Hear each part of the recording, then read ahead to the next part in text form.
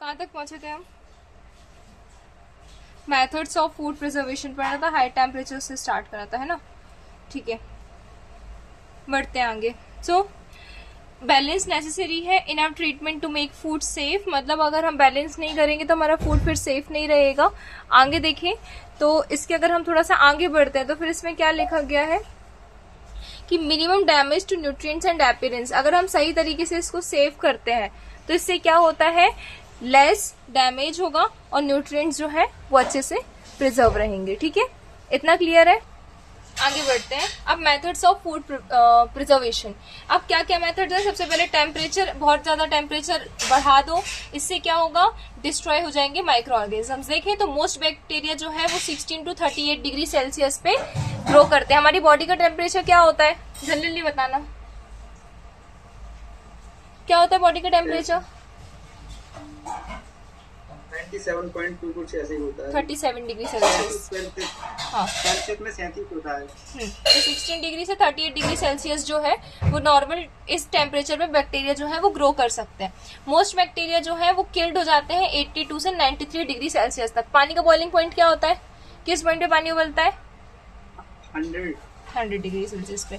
Bacteria की जो spores है, स्पोर्स मतलब देखो, जैसे अगर ह्यूमंस की बात करें तो यहाँ पे अंडे नहीं होते, यहाँ पे क्या होता है, डायरेक्टली ह्यूमन बीइंग फॉर्म होता है। अगर मुर्गी की बात करेंगे या बर्ड्स की बात करेंगे तो वहाँ एग में से एक न्यू ऑर्गेनिज्म निकलता है। पर वही माइक्रो ऑर्गेनिजम्स में जाएंगे तो यहाँ एग वाला कॉन्सेप्ट है, डायरेक्ट ऑर्गेनिज्म वाला कॉन्सेप्ट नहीं। यहाँ पर आता है क्या, स्पोर्स वाला कॉन्सेप्ट। छोटे छोटे स्पोर्स रहते हैं, ये स्पोर्स जो है ये बर्स्ट आउट होते हैं, फट जाते हैं न्यू ऑर्गेनिज्म में।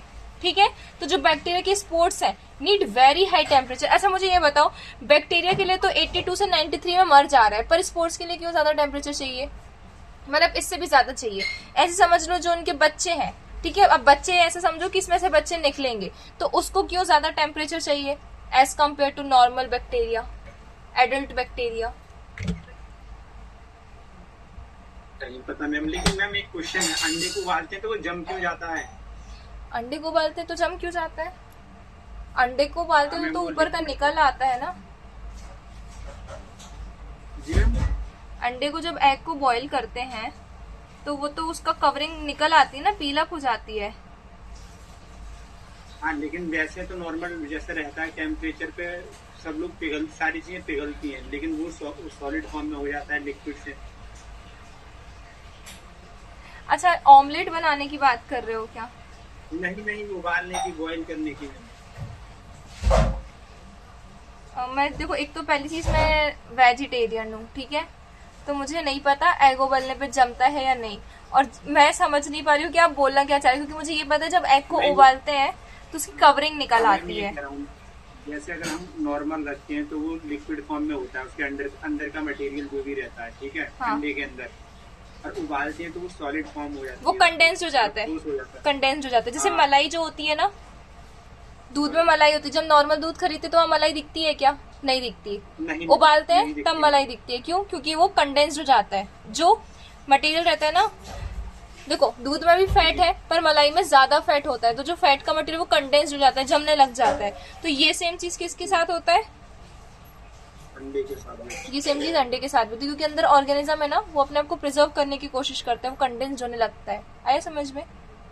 अब समझ में आ गया मुझे किसकी बात कर रहे थे। ठीक है, आगे बात करते हैं। ये जो बैक्टीरिया है ना, यहाँ पे क्या होता है, बैक्टीरिया में जो स्पोर्स होते हैं, इनकी जो आउटर कवरिंग होती है ना, ये बहुत बहुत बहुत स्ट्रांग होती है। ऐसे समझो कि पृथ्वी पे जो सबसे पहले ऑर्गेनिज्म आए थे ना, वो बैक्टीरिया ही थे, जो तब से लेके अब तक है। अगर मैं ये बोलूँ कि जब पृथ्वी का जन्म हुआ, जब पृथ्वी पे लाइफ आई, तब से लेके अभी तक कोई ऑर्गेनिज्म ऐसा है क्या कि जब से वो अभी तक वैसा ही हो?